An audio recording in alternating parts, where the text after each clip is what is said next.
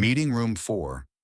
B was empty. Only the faint blue light from a tilted monitor shone out, and the shadow of a man sitting there, back against a leather chair, shoulders straight, hand resting lightly on his right thigh, like someone used to giving orders in silence.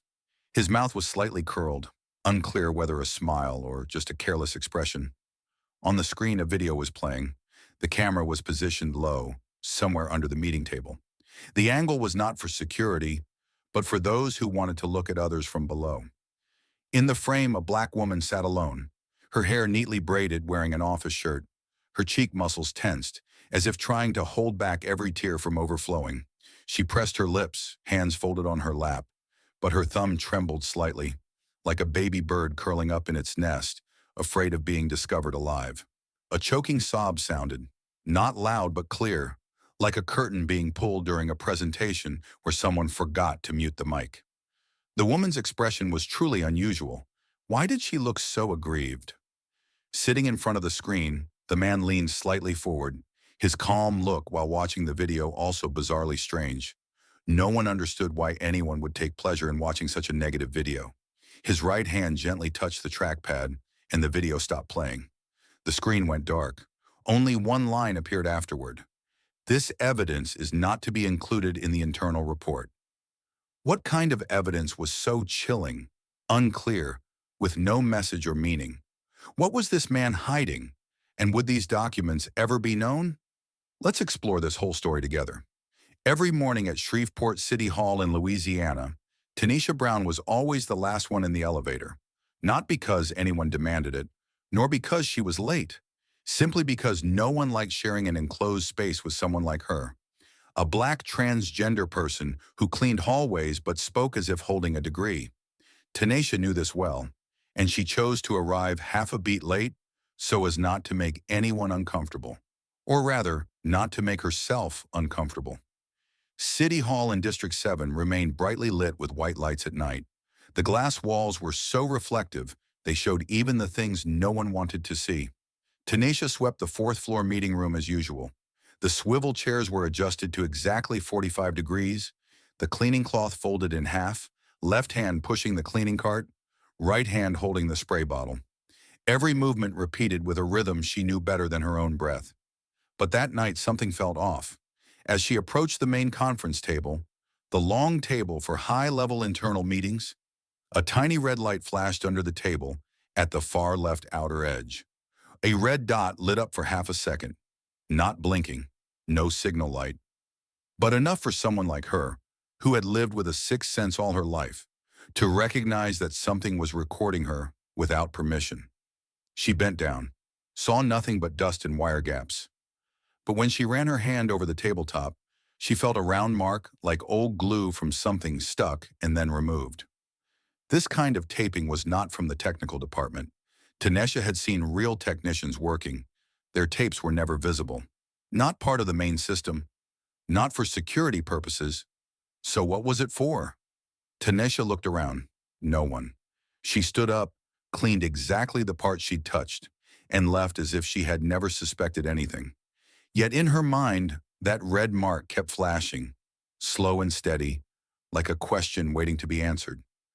3 months ago, Tanisha was called into a secondary meeting room after her shift.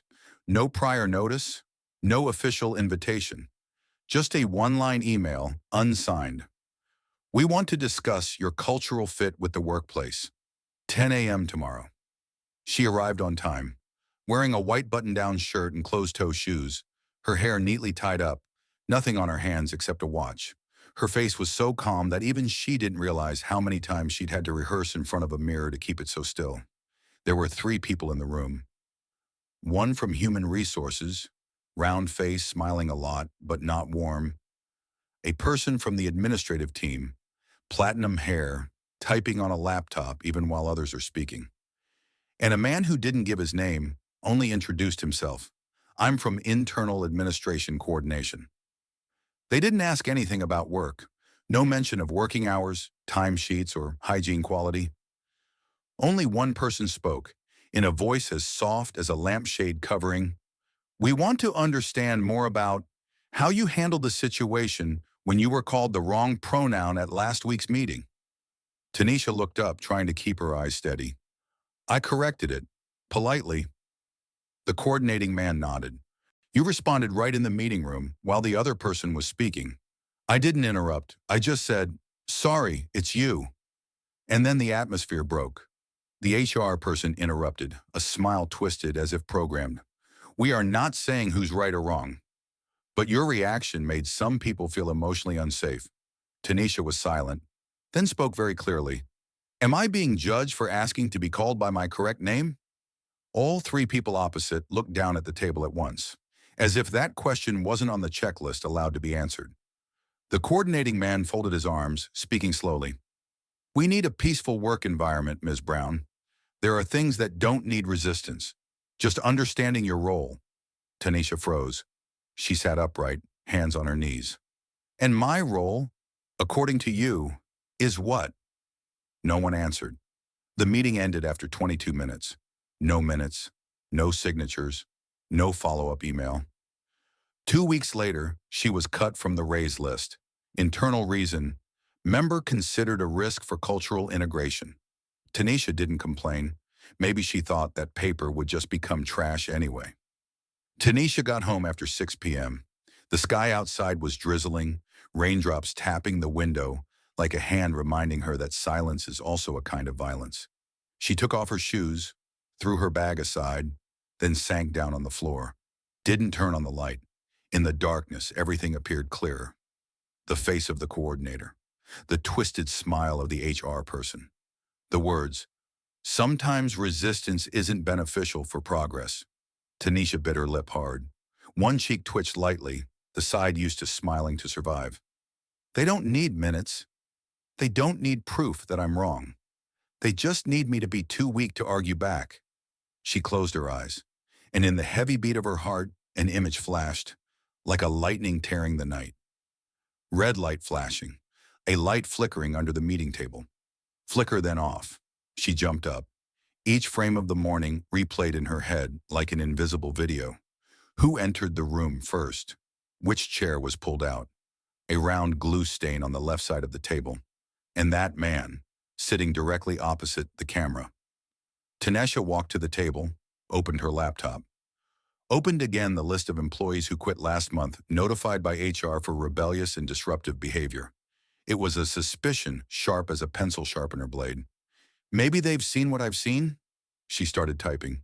Not an email, but a list. Name, file code, reason for leaving, line by line like traces of blood left on a hallway already cleaned. Alone is weak, but if many people have been through it, maybe there's something big enough to name. Yvette Quinn, former internal clerk, disappeared after a last semester review last year. No complaint file, no farewell email, only one rumor. She cried during the meeting, then left. Second person, Danya Ross. HR voluntarily resigned. Some said she had shouted at the CEO, but no one confirmed. Tanisha searched public records. Yvette's address was no longer valid, but she found a phone number saved on an old paycheck in a shared folder. She called, no answer. Sent a message. I'm Tanisha Brown. I think you've seen what I'm seeing. A day later, Yvette replied, tomorrow, bus stop number 3, 10 a.m. Bring the questions you haven't dared to ask anyone. Yvette appeared in a brown coat, hood pulled down, headphones still on, but her eyes were sharp like an electrical inspection light. She didn't say much. I saw that light last year, under the meeting table on the 4th floor. I thought it was a backup device, until I was called up, and a few days later, I saw my image on an internal email, a stern face, no sound, no context. They sent it to me as proof that I didn't fit the culture. Tanisha swallowed hard. Did you keep it? Yvette shook her head. I deleted it, in a panic overnight. But I remember the file name, remember the shirt color, remember the camera angle, and remember the feeling when I saw myself. Being recorded not to be understood, but to be used. Tanisha met Danya the next afternoon. They met at a laundromat where Danya was working temporarily, much humbler than the suit she used to wear every Monday morning. After hearing everything, Danya laughed dryly. I used to think I was the only crazy one, or that I was just too sensitive. But then I realized That's what they want me to think. Because if I think that way, I won't look for anyone. The three sat together in a cafe without Wi-Fi, hands placed on the table as if putting back old memories to piece them together. We were recorded not because we were wrong, but because we dared to react to what was wrong. And someone is keeping those clips, not to expose, but to enjoy. A plan was drawn up. A name was repeated in whispered tones. Hightower. To get the footage, the group discussed and came up with a very meticulous plan. But the question was how to access the camera data system. Typically, such comprehensive data would be stored on the system server, but clearly they didn't have the rights to access it or the skill to decrypt it. And Danya suddenly had a bright idea. We can't get the server access code, so we have to find someone who has access. Tanisha pondered. That's Charles Hightower, the internal deputy director. He is the key to those data. His office is on the 5th floor. Yvette was worried. But how do we get in? He has a camera right at the office door. I know someone who can get us close, Tanisha said. That night was a night shift. The first floor hallway was so quiet that the faint hum of fluorescent lights in the ceiling grid could be heard. Marcus was standing alone at the security checkpoint, eyes down on his phone, but shoulders slightly slumped, as if he had spent the whole day holding himself upright under too many suspicious looks. Tanisha approached, greeted Marcus, and got straight to the point. I know you were disciplined after the VIP incident, and I have a lot to say after that. Marcus looked up, eyes slightly narrowed. A pause, then a smirk. I was reprimanded for not calling sir sweetly enough, for not bowing as deeply as the previous staff, for not looking submissive enough. Tanisha nodded. She didn't need more details. Just that tone, the voice of someone quietly pushed aside in their career because they didn't fit the mold of the easily commanded. After a moment, she said, we found a hidden camera under the meeting table. The angle was like it was watching, not just monitoring, and along with the unreasonable behavior punishments we suffer, it's definitely a conspiracy. We suspect all that data is saved on Hightower's personal computer. We're going to steal it, but honestly, we can't do it without your help. We, the powerless, won't have anyone defend us if we don't stand up for ourselves, Marcus. Marcus didn't ask how they knew, only asked one thing. And what do you intend to do? Yvette stepped forward, speaking for the first time. Take it back. Not to sue, but to free ourselves from feeling like we have to wait for someone else to clear our names. Marcus looked at the three of them, then sat down, exhaling heavily, as if someone had just placed an opportunity in his hands, but also a new scar. I'll help, not because I believe the system will change, but because I want to know what it feels like to stand up on your own. The plan was simple but risky. Marcus creates a temporary incident at the 5th floor hallway display station. The system will restart after 6 minutes. Danya and Yvette stay in the monitoring lobby, posing as a job applicant to keep track of movement information. Tanisha, dark jacket, holding a canvas bag, goes upstairs via the service elevator. Right at the moment Marcus sends the signal to start, prepare to break in after 5, 4, 3, 2, 1.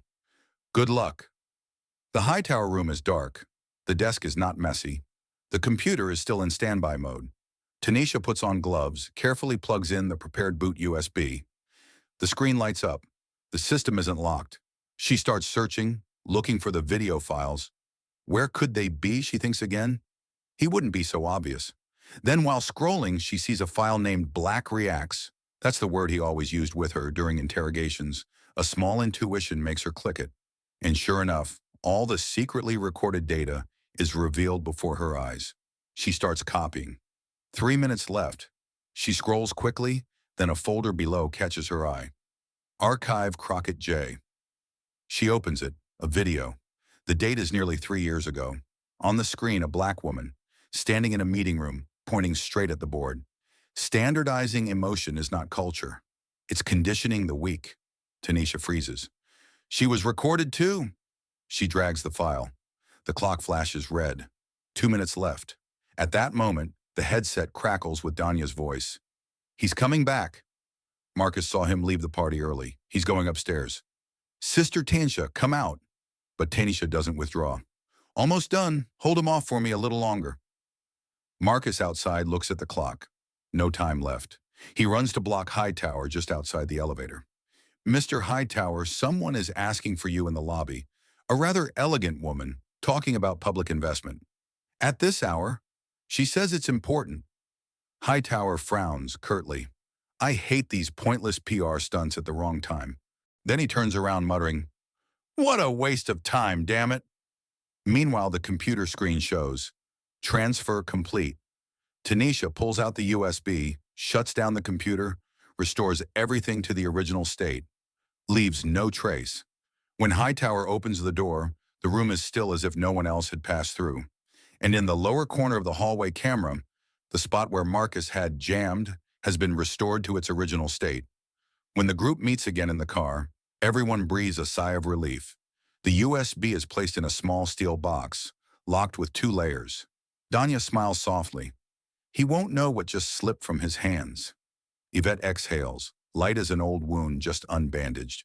As for Tanisha, she says nothing. She looks through the glass. Inside, it's not joy, but for the first time, a feeling. She is on the side of those who keep the light. They sent a letter to Mrs. Crockett, hoping to receive a signal of response from justice, and they waited. 3 days, no reply. Danya began to suspect. Yvette was quieter than usual. As for Tanisha, she kept checking the mailbox, even though she knew this was no different from sending a bottle into the sea. If the recipient really didn't want to see, all evidence was just cold data. But then, a surprise opened up. Not from above, but from the city hall itself. That Thursday afternoon, Tanisha's company welcomed a legislative officer named Brianna Hartley to settle some legal matters. It would have been unremarkable if Marcus hadn't overheard Mrs. Hartley's call, talking with someone, and she said, "Yes, Mrs. Crockett." Marcus called Tanisha. "Mrs. Crockett's people are here. She's about to leave. You need to catch up quickly. This is our chance." Tanisha didn't wait.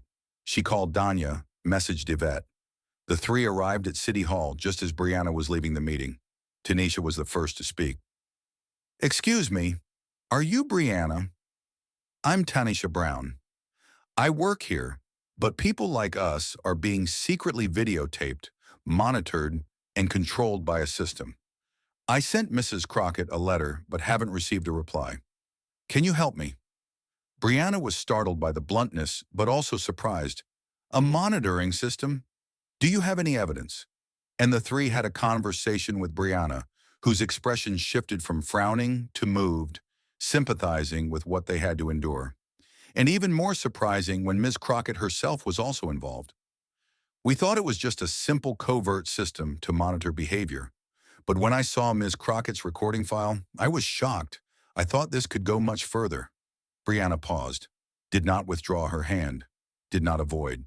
She looked at Tanisha, not like a superior looking at a complainant, but like someone truly listening to a person who had been pushed aside too many times. They sat together for 40 minutes, no interruptions. When Yvette opened the laptop, Brianna did not step back. When Danya spoke, she nodded. When Tanisha mentioned the last segment, the CROCKETJ file, no one in the room moved. After copying all the materials, Brianna said, "This is truly a conspiracy. I did not think Ms. Crockett had been monitored for so long. Thank you all for speaking up. I will send this information to Crockett. We will protect everyone. Wait for news from us." 3 days later, Crockett's office did not respond officially, but Brianna sent a private message to Tanisha. She has received it, and she is starting an investigation. Not because she was recorded, but because you have never been properly acknowledged. Tanisha folded her phone. No crying, no words. Just sat silently in the rented room, listening to the wind blowing through the window crack, thinking, some truths can only be reached when people do not turn away, even once. The internal hearing was rescheduled within 48 hours. A rare quick decision, but no one dared to object, because the requester was Congresswoman Jasmine Crockett. No one in the room dared to look her straight in the eye when she entered, not because of authority, but because she came with the quietness of someone who already knew the question, and was just waiting for the right person to admit it. The hearing was not live-streamed, no press, only files, and a USB placed in front of her. She turned on the computer, played the first video. Yvette, eyes full of tears, hands gripping her skirt, face cut from the end of a meeting no one remembered having a camera. Danya, red eyes, trembling lips, saying something the room's microphone did not catch. Another person, holding their breath before signing a resignation letter. No sound, no music, just faces, as they try to keep themselves whole in a space designed to break them. Hightower sat at the end of the table, silent, no admission, but his expression no longer confident, back slightly hunched, fingers tapping the table, like someone calculating whether to retreat or counterattack. Crockett raised her head, looked straight at him. These video clips weren't taken from the security system. They were stored on your personal computer. Folder name, Black Reacts. Inside, categorized as crying, angry, silent reactions. What do you use them for? Silence. Second question, why was I, a public servant not part of the building, also recorded? There is a file named after me in the folder Pattern Anomalies. How do you explain keeping my images when I was still a state representative? Opposing the policy of emotional standardization among staff? Silence again. Crockett was not angry. She just opened a second file. An email from Hightower's account sent to a colleague, excerpted content. Emotions are weaknesses. When you control emotions, you control choices. Saving moments of weakness, especially among people of color, helps screen staff who are not psychologically fit for the high-pressure administrative environment. She paused, said nothing, just removed her earphones, set them down, then looked straight at him one last time. It's not that I was ever recorded, but that I looked away when I saw others being treated that way. I'm sorry, but this time, I won't let this recording be turned off. The internal counsel did not dare delay further.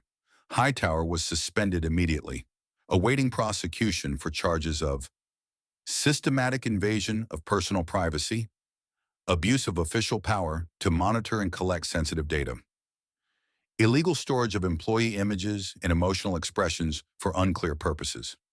It is expected that, if convicted, Hightower could face a sentence of 3 to 5 years in prison and be permanently banned from holding any human resources management position in any public agency.